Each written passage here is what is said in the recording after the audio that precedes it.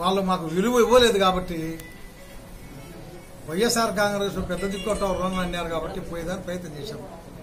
అయితే పోయే ముందు ఇంగాని జెండాలు కలిసినాడు, వరదాలి వర్గం ఇంటికాడు కూడా జెండాలు కలిసి ఆప్షన్. మా పిల్లలు కాలొచ్చాం జెండాలు అన్నారు. ముఖ్యమంత్రి ఎన్టీ రామారావు గారు స్వర్గీయ ఆయన స్థాపించిన పార్టీ తెలుగుదేశం పార్టీ. ఇప్పుడు ఉండేవాళ్ళు కాదు, ఎవరు కాదు స్థాపించింది. ఆయన రామారావు గారు పార్టీ స్థాపించినారు. నచ్చకపోతే పక్కన పెట్టాలి కానీ కాల్చకూడదు. అది చాలా నీచమైన ఆలోచన. వీళ్ళు నీచులు కాలుస్తారు, కలుచుకుంటారు. మనం కాల్చడం వద్దు, కలుచుకోవడం వద్దు, పక్కన పెట్టేయండి అనే విధంగా నాకు కూడా బాధ వేసింది. కాల్చడం వద్దు. 35 ఏళ్ళు పార్టీలో ఉండి ఇటువంటి చేయడం తప్పు. మంది ఎన్టీ రామారావు గారి ఆత్మను శోభించకూడదు. ఆయన స్థాపించిన పార్టీని బలంగానే ఉండాలనే ఉద్దేశంతో కాల్చే పని చేయలే.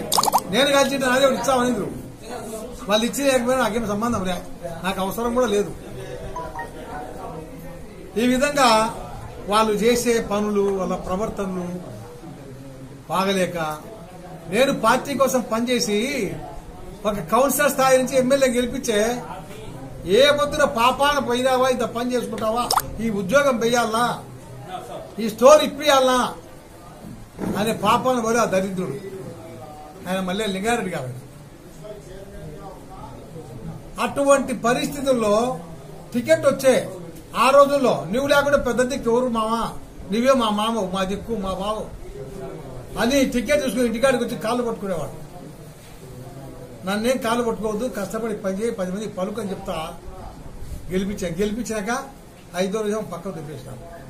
మేము చెప్పిన పనులు చేయలే. పోనీ ప్రభుత్వం లేదు, ఆ రోజు కాంగ్రెస్ పరిపాలన ఉండేది, నాకు జరగలేదన్నావు.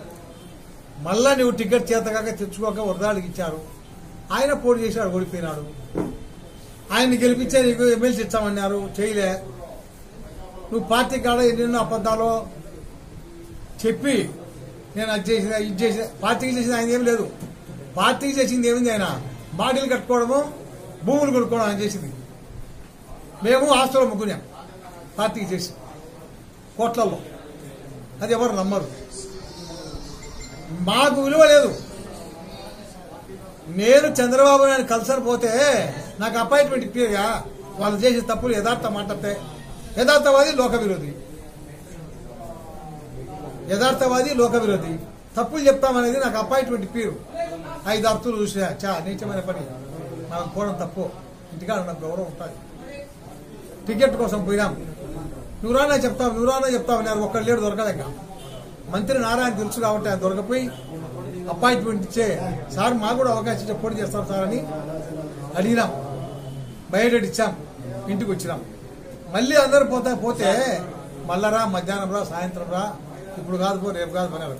ఇల్లు మనగా అపాయింట్మెంట్ ఇప్పారు. ఈ టికెట్ అడగడం తప్పు. వాళ్ళే కుమ్ములాడుతున్నారు 3 గుంపులుగా. నాకని 4వ గుంపు నన్ను కల్చనీరు అని మరుసటి రోజు దారి పెట్టి వచ్చాను. అలా కుమ్ములాడడం చూసి కుమ్ములాడుకున్నారు. నీకు ఇచ్చే ఏం చేయము, నీకు ఇచ్చే మీకు చేయము, నీకు ఇచ్చే ఏం చేయన్నారు. ఇప్పుడు అదే కలుసుకున్నారు.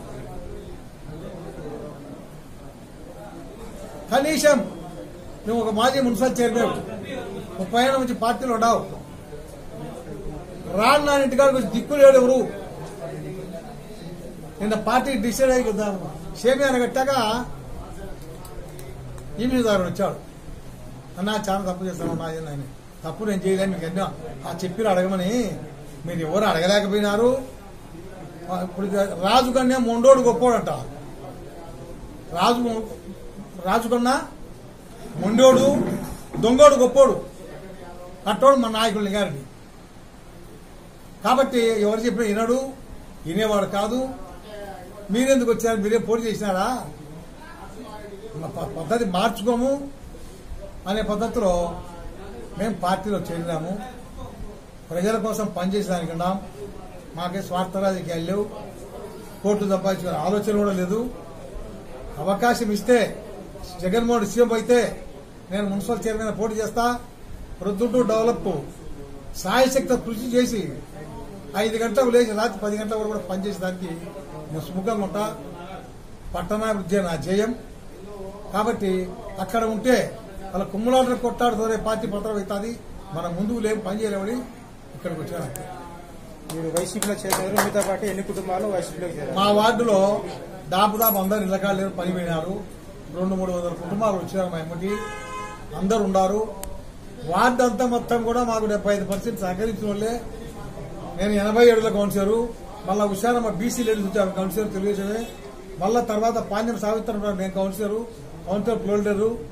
తర్వాత వెంకటేశ్వరరావు పెట్టించాను, గెలిపించాను తెలుగుదేశం అనుకుంటే కాంగ్రెస్ గవర్నమెంట్ లో. మళ్ళా 2009లో నేను కౌన్సిలర్, 2014లో మళ్ళీ నేను కౌన్సిలర్ చైర్మన్ అయినా. తెలుగుదేశం పార్టీ తరఫున 5 దఫాలుగా మేము గెలిపించినాం. పార్టీలో నమ్ముకునే విలువ లేనప్పుడు ఉండి అవమానంగా ఉంటుందని అని ఈ విధంగా పార్టీ మారాలి ఆలోచన లేదు. నువ్వు రానంటే వాళ్ళు లేరు, మా ఎమ్మడి తిరుగనే వాళ్ళు లేరు, నీకు న్యాయం చేస్తామని వాళ్ళు లేరు. దోపిడీ విధానాన్ని మనం భరించలేకనే మానుకొని గమనం. అది విషయం.